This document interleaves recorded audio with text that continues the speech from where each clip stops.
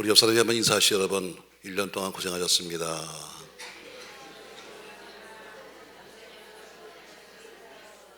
다 버려야죠. 내가 한 게 뭐가 있는데요. 자, 1년 52주의 마지막 주간 3부 예배인데, 오늘 저는 본문 말씀을 중심으로 해서 이런 제목으로 말씀하고 싶어요. 우리 모두 믿음 안에 동지입니다. 이런 제목으로 말씀하고 싶습니다. 오늘 이 편지는 초대교회 기둥처럼 우뚝 서 있던 사도 베드로가 오늘 흩어져 있는 모든 나그네들, 오늘 1장 1절에 보니까 본도, 갈라디아, 갑바도기아, 아시아와 비두니아에 흩어져 있는 모든 흩어진 나그네, 결국 신앙 때문에 모든 고향도 버리고 신앙 때문에 피해서 다니면서 살고 있는 나그네들, 흩어진 성도들에게 보내는 그런 위로의 편지입니다. 이미 로마를 중심으로 해서 네로 황제의 엄청난 박해는 시작되었습니다. 그 순교의 제물일도 베드로가 죽게 되는데 죽기 2년 전에 이 편지를 기록했습니다. 전체적인 내용은 한마디로 말하면 이런 거예요. 앞으로 무서운 박해가 다가오고 있는데 준비하셔야 합니다. 다시 말해, 박해를 준비하지 않으면, 시험도 공부 준비하는 것처럼 준비하지 않으면 당신들이 신앙 지킬 수 없으니까 그 박해를 준비하십시오 하는 내용이 베드로 전서와 후서의 전체적인 내용입니다. 그러면서 오늘 위로하면서 자기의 신분을 오늘 5장 1절에 말씀해요. 자기 신분을. 그때부터 2025년이 지난 오늘 마지막 예배에 저는 이 편지를 통해서 하나님의 음성을 듣고 싶습니다. 오늘 이 편지는 분명히 나는 장로요 이렇게 지금 칭하고 있는 베드로, 그는 오늘 사도란 말을 쓰지 않고 나는 장로입니다 이렇게 말하고 있어요. 그 장로가 디아스포라, 흩어진 나그네의 무리들 속에 장로님들에게 보내는 그런 편지지만, 편지 내용은 저와 여러분이 1년 동안 살아왔고 1년 동안 또 앞으로 살아야 될 텐데 새로운 장을 여는 여러분과 저에게 읽기에 충분하다고 봅니다. 오늘 저는 이렇게 말씀을 질문하고 싶어요. 여기 서 있는 나는 누구고 여러분은 누구인가? 나는 누구고 여러분 누구십니까? 저 사람은 목사고 나는 우린 교인 아니야? 이렇게 생각하실 텐데, 그런 성경은 여러분과 저에게 이렇게 말하고 있습니다. 우리 모두가 하나님의 부르심을 입은 하나님의 자녀다. 아멘. 목사, 장로, 권사, 이건 하나의 직책이고 주어진 일을 하는 하나의 직책이고, 우리 모두가 다 동일한 이름은 하나님의 부르심을 입은 자녀들. 어떤 사람은 친자식으로, 어떤 사람은 양자로 부른 것이 아니라 형식은 예수 그리스도 이름으로 우리가 부름받았으니까 형식은 양자지만 실상은 우리 모두 하나님의 친자식과도 같습니다. 어떤 장로님이 천국에 갔습니다. 가자마자 식사를 이렇게 하는데 옆에 보니까 아는 집사님, 교회 집사님이 천국에서 식사하고 계신 거예요. 먼저 와가지고. 그래서 저 사람은 뭘 먹었나, 집사가 뭘 먹었나 하고 봤더니 그 집사님 책상에 그 탁자에 보니까 깐풍기, 난자완스, 팔보채 막 이런 요리가 있는 거예요. 장로님이 씩 웃으며 생각했습니다. 나는 장로고 저 사람 집사인데, 난 교회 속에 그래도 꽤 어깨에 힘줬던 장로인데, 아니 교인이 집사가 깐풍기에 난자완수에 팔보채를 먹으면 난 적어도 뭘 주실까 하면서 기다렸더니 천사가 배달 왔는데 보니까 짜장면 한 개를 떠꺼내는 거예요. 장로님이 세상에, 내가 지금 교회 속에서 얼마나 일을 많이 했는데 세상에, 아니 평신도는 세상에 저렇게 요리 주면서 난 왜 짜장면이야? 그러면서 생각해 봤어요. 그러니까 이렇게 생각이 드는 거예요. 우리 목사가 보고를 잘못했다. 우리 목사가 하나님께 보고했을 텐데 목사가 보고를 잘못해가지고 아마 그런 모양이다. 그래, 평상시에 목사가 날 안 좋아했잖아. 아마 목사가 내가 하는 걸 다 빼버리고 보고했나 보다. 그러니까 이렇게 작은 게 나왔지. 화가 나서 물어봤어요. 천사요. 천사가 갖고 왔으니까, 천사요, 우리 목사는 어디 계십니까? 했더니 이렇게 말하더래요. 짜장면 배달 중이다. 무슨 얘기입니까, 여러분? 누구는 섬기러 왔고 누구는 섬김 받으러 온 거 아닙니다. 우리 모두가 하나님 앞에는 다 섬김을 통해서, 하나님의 부르심을 통해서 섬기라고 동일한 부르심을 받은 겁니다. 목사와 성도들이 함께 신앙생활 하다가 우리가 천국에 가서 목사만 따르고 가는 방이 있는 거 아닙니다. 늘 교인들이 입만 열으면 우리는 장로교, 감리교, 성결교, 침례교 말하는데 여러분 그런 교파의 천국은 없습니다. 다 똑같이 가는 거지. 방이 따로 있어가지고 여기는 장로교만 들어가라, 여긴 성결교만 그것이 아니라 다 똑같이 가는 거죠. 목사들만 따로 가는 방이 없습니다. 목회나 신앙생활이 무엇인가? 목회와 신앙생활은 목사와 성도가 서로 물고 먹는 그런 관계가 아닙니다. 서로 사랑하고 서로 섬기고 서로 돌봐주는 관계죠. 한국교회는 뭔가 잘못된 풍토가 있습니다. 교회 속에서 좀 인정을 받고 또 그래서 교회 속에 좀 일꾼으로 세우고 나면 마치 무슨 계급장을 하나 다는 것처럼 생각하면서 뭔가 나는 이런 사람이야 이렇게 생각하고 있습니다. 아닙니다. 여러분, 교회에서 사람을 세우는 이유가 뭐냐? 더 많이 목회자를 도와서 하나님의 일을 하고, 목회자는 무거운 짐들을 지고 있는데 그 무거운 짐을 좀 나누어 지기 위해서 세운 사람들이 교회 속의 일꾼들입니다. 무거운 짐을 져야 되는데 혼자 지기가 힘든 거예요. 솔직히 말해 보십시오, 여러분. 자, 교회가 부흥이 안 되면 누구 책임이에요? 왜 대답을 안 해? 자, 교회가 부흥이 안 되면 누구 책임이에요? 목사 책임이죠. 자, 교회가 어때요? 교회가 빚을 많이 지면 누구 책임이에요? 저 사람에게 물어보세요. 꿀 먹었냐고. 다 목사 책임이라고 합니다. 여러분, 자, 교회가 뭐가 좀 잘못되면 다 목사 책임이라고 그래요. 심지어 자, 교인들끼리 싸웠습니다. 누구 책임이요? 목사 책임입니다. 그것도. 어떤 교인이 돈 떠먹고 도망갔습니다. 누구 책임이에요? 그것도 목사 책임입니다, 여러분. 그러니까 목사는 책임이 굉장히 많아요. 그러니까 이 무거운 책임이 많기 때문에 혼자 지기가 쉽지 않은 거예요. 그러니까 이거 좀 나눠줍시다. 장로님은 좀 더 많은 짐을 지고 권사님은 요만큼 져주고 해서 그 짐을 나눠져간 것이 직분이지. 서로가 어때요? 다 내가 무슨 계급장을 달았으니까, 목사니까 계급장을 달았으니까, 여러분 이거 절대로 아닙니다. 우리가 이런 자기를 세운 이유를 잘 모르기 때문에 교회가 불안한 거예요. 오늘 저는 마지막 날 목회자와 성도가 된 여러분, 과연 우리 관계는 어떤 것일까? 전 말씀을 통해서 오늘 세 가지를 말씀하고 싶어요. 우리 관계가 어떤 관계인가? 자, 베드로전서 5장 1절에 보니까 베드로는 이렇게 말씀을 시작합니다. 자, 5장 1절 보세요. 같이 읽습니다. 너희 중 장로들에게 권하노니 나는 함께 장로된 자요. 예, 오늘 자기를 소개하면서 나는 함께 장로된 자다 이렇게 말합니다. 나는 사도라고만 쓰지 않아요. 나는 그 당시 장로는 두 가지가 있습니다. 말씀을 가르치는 장로, 치유한 장로 두 종류가 있어요. 지금 말하면 쉽게 말하면 목회자와 장로를 한꺼번에 묶어서 장로라고 불렀어요. 근데 오늘 베드로는 분명히 사도입니다. 근데 어때요? 난 사도란 말을 쓰지 않냐고, 나는 당신과 똑같은 장로님입니다 해서 함께 장로된 자 이렇게 말합니다. 맞습니다, 여러분. 우리는 누굽니까? 나는 누구고 여러분 누굽니까, 여러분? 우리 모두가 함께 그리스도의 동력자요 믿음의 동지입니다. 아멘. 오늘 이 편지는 흩어진 지도자들에게 보내는 사도 베드로의 서신입니다. 이제 베드로는 편지를 쓰면서 수신자들에게 우리는 교회라고 하는 같은 배를 타고 있습니다. 여러분, 교회라고 하는 이 배는 목사 혼자, 교인 혼자 독채점 세는 거 아닙니다. 이제는 같은 배를 탔다는 것은 고난도 함께 받고 박해도 함께 받는 겁니다. 살아도 함께 살고 죽어도 함께 죽는 거죠. 상을 받아도 함께 받고 칭찬을 받아도 함께 받는 겁니다. 세상의 질책을 따라서 된 것이 아니라 주님의 부르심을 따라서 됐기 때문입니다.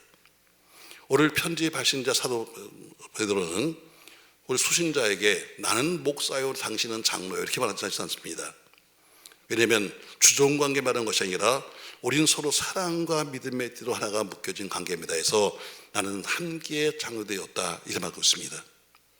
우리 모두가, 저도 여러분도 앞에는 모두가 같은 성도인 것입니다.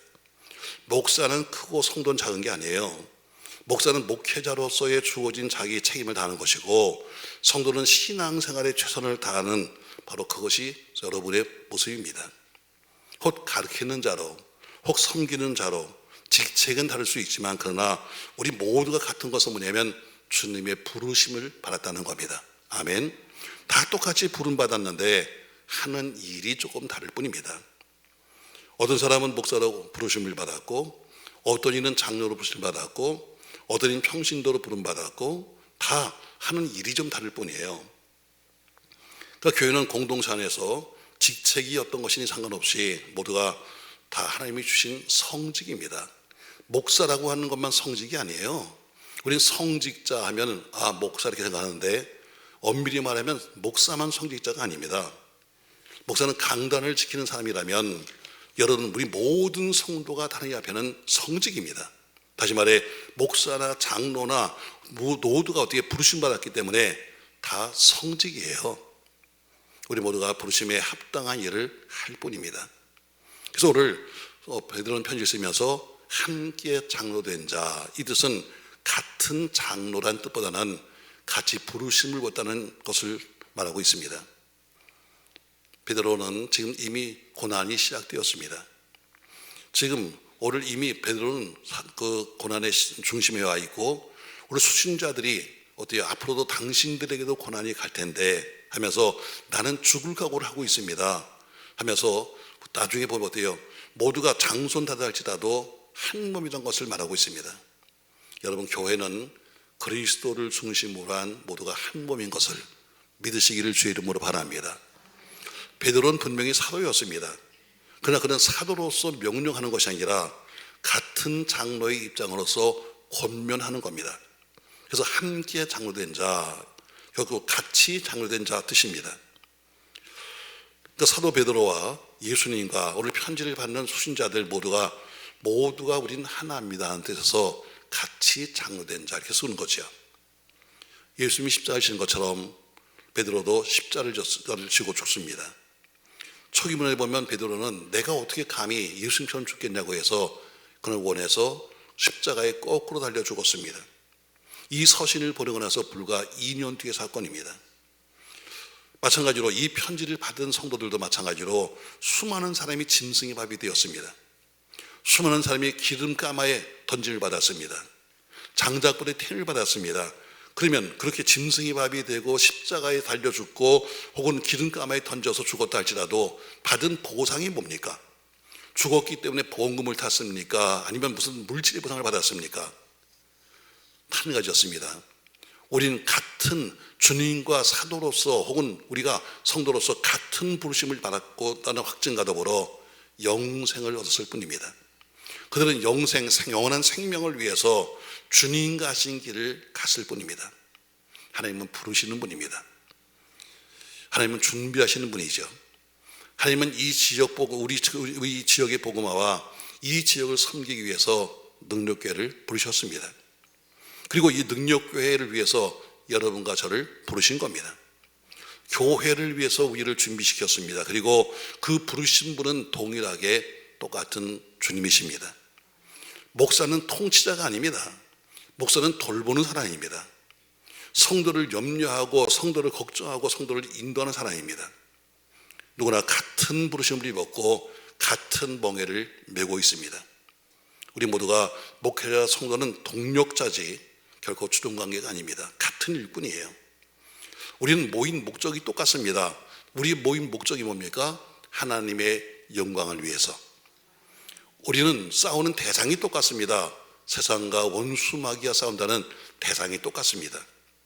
우리는 전선이 똑같습니다. 우리는 여기 목동이라고 하는 이 지역에 우리는 이 지역을 지키기 위해서 파송받은 바로 전선에 와 있는 겁니다. 우리를 다스리는 예수, 대장 예수는 한 분입니다. 그래서 우리는 모두가 동지입니다. 아멘. 아멘. 우리 모두가, 저도 여러분도 모두가 부르심을 입은 동력자요 믿음 안에 동지라는 사실을 믿으시기를 주의 이름으로 축복합니다. 두 번째, 오늘 베드로는 자기 소개하면서 이렇게 말씀하고 있어요. 다시 본문 보세요. 1절. 너희 중 장로들 중에서 장로들에게 권하노니 나는 함께 장로된 자요 그리스도의 뭐다? 고난의 증인이여 해서 자기를 나는 고난의 증인입니다 이렇게 말합니다. 우리 모두가 고난의 증인입니다. 이 편지는 고난받는 그리스도의 증인인 베드로가 앞으로 함께 고난받아야 될 증인인 수신자에게 보내는 편지입니다. 이미 본인은 고난을 받고 있는 거예요. 근데 당신들은 아직 고난이 오지 않았지만 곧 당신들에게 고난이 갑니다는, 우리는 모두 함께 고난받는 사람들입니다, 이렇게 말합니다. 고난은 누구나 다 있는 겁니다. 고난은 어디나 다 있는 겁니다. 특히 초대교회 때는 그리스도를 위한 고난의 절정기가 초대교회였습니다. 예수 믿는 것 하나 때문에 순교당했고, 예수 믿는 것 하나 때문에 박해당했고, 예수 믿는 것 하나 때문에 모든 것을 다 빼앗겼습니다. 그런데 그 고난은 지금도 다른 모습으로 우리에게 다가오고 있습니다.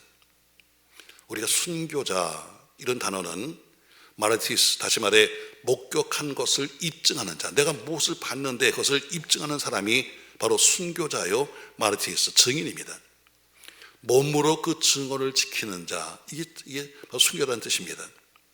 그러니까 증인이란 말과 순교란 말이 동일한 단어입니다. 왜냐하면 내가 목격한 것 때문에 그것을 내가 증거하기 위해서 내가 몸으로 드리기 때문에 바로 순교자가 되는 겁니다. 사랑하는 성도 여러분, 본 것을 바로 전하려면 죽음도 각오해야 합니다. 우리 모두가 고난에 어떻게 한 동질한 것입니다. 전에는 그리스도를 위해서 박해를 받았습니다. 전에는 순교를 당했습니다. 그러나 지금 살고 있는 여러분과 저는 그런 모습은 아니라 할지라도 오늘 여러 가지 여러분과 저에게도 오는 신앙 안에서의 고난이 상당히 많습니다. 사랑하는 성도 여러분, 전 여러분과 자기가 체험했던 은혜를 받았던 그 모든 것이 지켜지고 증거되기를 주의 이름으로 축복합니다. 어떤 의미에서 본다면 베드로는 진정한 증인이죠. 왜? 예수님 초기 때부터 시작해서 마지막 때까지 계속해서 보았기 때문에 그는 증인이 된 겁니다. 자, 예수의 부르심 받고 예수님과 더불어 함께 다니던 베드로, 수십 많은 기적과 능력의 현장이 있었습니다. 자신의 장모를 열병에서 고치시는 것을 보았고, 물로 포도주를 만드는 것도 보았고, 죽은 나사로를 살리시는 현장에도 베드로는 있었습니다. 귀신을 쫓아내는 것도 보았고, 회당장 야이로의 딸이 살아나는 것도 보았습니다. 또 사도 베드로는 변화산의 증인이었습니다. 예수님이 변화산에서 이 변화하시는 모습도 보았고, 또 핏방울같이 땀을 흘리면서 기도했던 겟세마네 동산에도 베드로는 있었습니다. 마지막 십자가에 죽으셨을 때도 베드로가 보았고, 비록 그가 숨어 있었음에도 불구하고 예수님의 마지막 순간도 보았을 것입니다.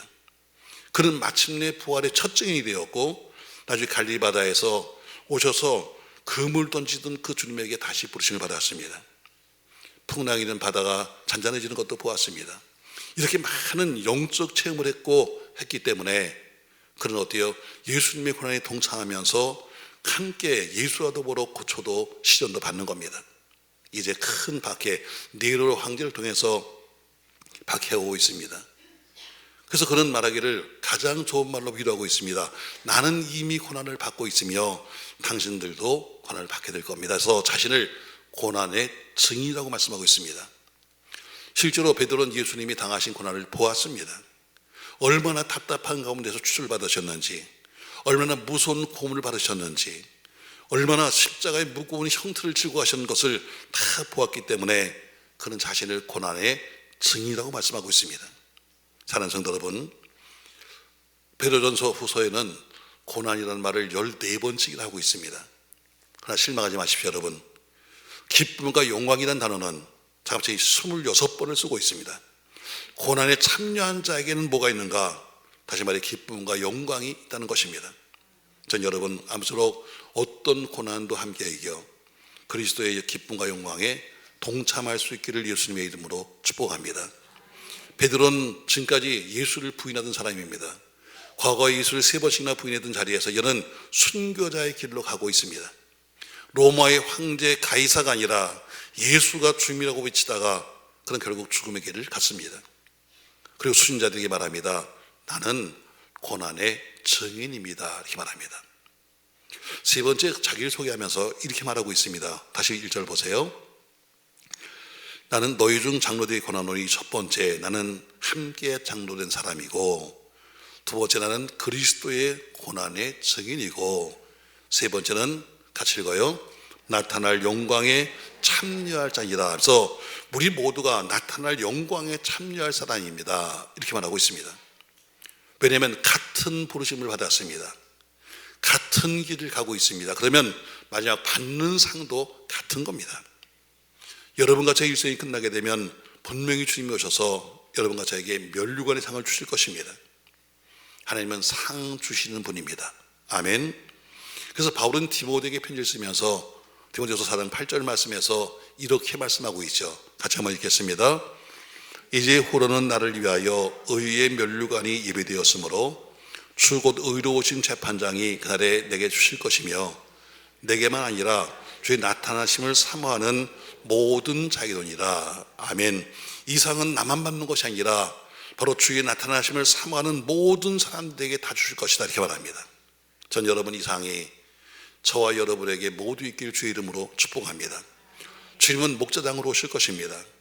그 주님이 언제 어느 때 어떻게 오실지는 우리가 알지 못하지만 어쩌면 우리가 숨 쉬고 있는 동안에 아니면 먼저 주님이 오실지도 모르겠습니다만 문제는 깨어있는 사람은 그것을 볼 것이고 늘 성실하게 사는 사람은 그 상을 받게 될 것입니다. 사랑하는 성도 여러분, 분명한 것은 주님이 우리에게 상을 주신다는 겁니다.